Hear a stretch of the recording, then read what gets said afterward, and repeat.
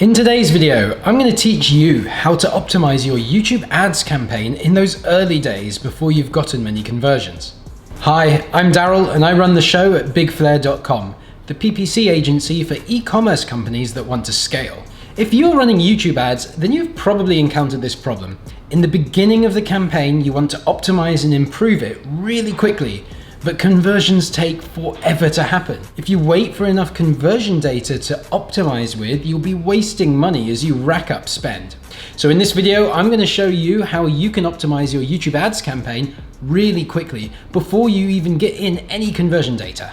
When you learn how to do this, you will save tons of money that would otherwise have been wasted testing targeting and creative that you didn't need to test anymore. So with that, let's dive right in. So our problem here is that we want to optimize and improve a YouTube ads campaign where we don't have enough conversions to make a decision based on conversions and CPA and ROAS. So what do? We look towards other metrics to help guide us in the early days. And where can we find which metrics to look at? Well, let's look at the mathematical equation that dictates our success in YouTube. And here it is. So your cost per conversion on YouTube ads is equal to your view rate multiplied by your cost per view, divided by your CTR multiplied by your conversion rate. Now, right now we're in the early stages of your YouTube campaign, and so we don't yet have reliable conversion rate data,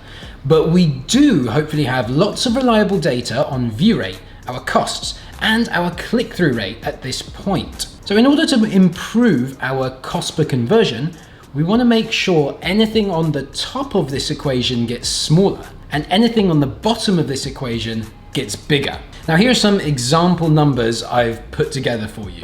Now what we can see here is I have an example view rate of 25% and an example CPV cost per view of 15 cents. These are all just example numbers.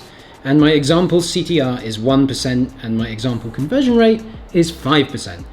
And in this cell, I'm calculating CPA. It's the exact formula I've just shown you, which is view rate multiplied by CPV divided by CTR multiplied by conversion rate, and that gives us a CPA of $75 if our stats looks like this.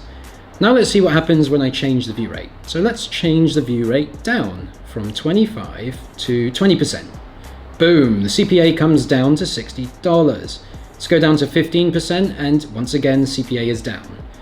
Now CPV, if we decrease this from 15 cents to let's say 10 cents, CPA comes down once again. And what about if we go, let's check out CTR. What happens if we increase the CTR from 1% up to, let's say 1.1%?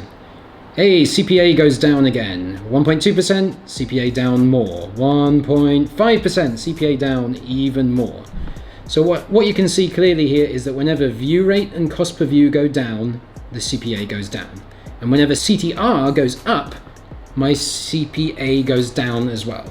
So that's the direction we want these stats to head in.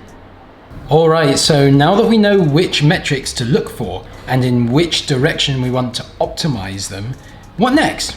In the early days of your YouTube ads campaign, the main thing you want to be optimizing is your targeting and your creative. So start by looking at your targeting and creative and judging them by view rate, cost, and CTR. When you see things that have a combination of high view rate and cost plus low CTR, pause those things. By pausing these things, you're telling Google not to spend on those and instead divert budget towards targeting and creatives with better performance, which will improve your overall CPA. One little trick to note here is that when judging our costs, it's easier to look at the CPM column in Google Ads instead of the cost per view column. The reason for this is because cost per views are much harder to distinguish differences in due to the number being much smaller, as you can see in this example right here. As you can see, in this example set of YouTube ads keywords, my cost per view average is 14 cents, and the cost per views of my keywords range from 12 cents up to 19 cents. However, my CPMs average $25 and 44 cents. and they range from about $16 to $35. Now, as you can see, in some cases, just like this one here, if I was judging by CPV, I would not be able to pick between the two keywords because they are exactly the same at 13 cents.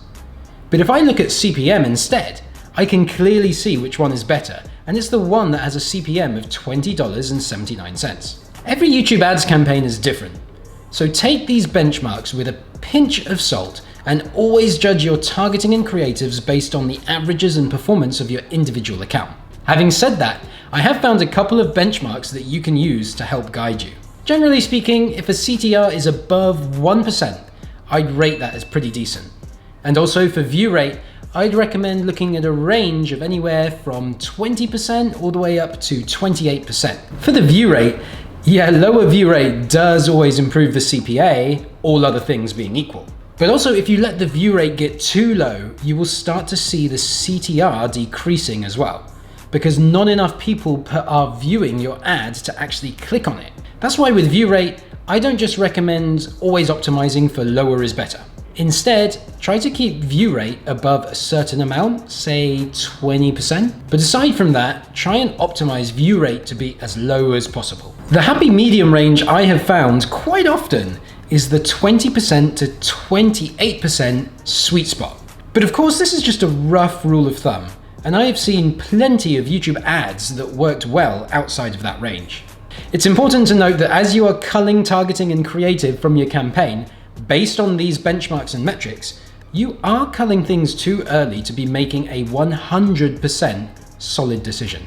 And the reason for that is because we are optimizing before we know the conversion rate. And that's okay.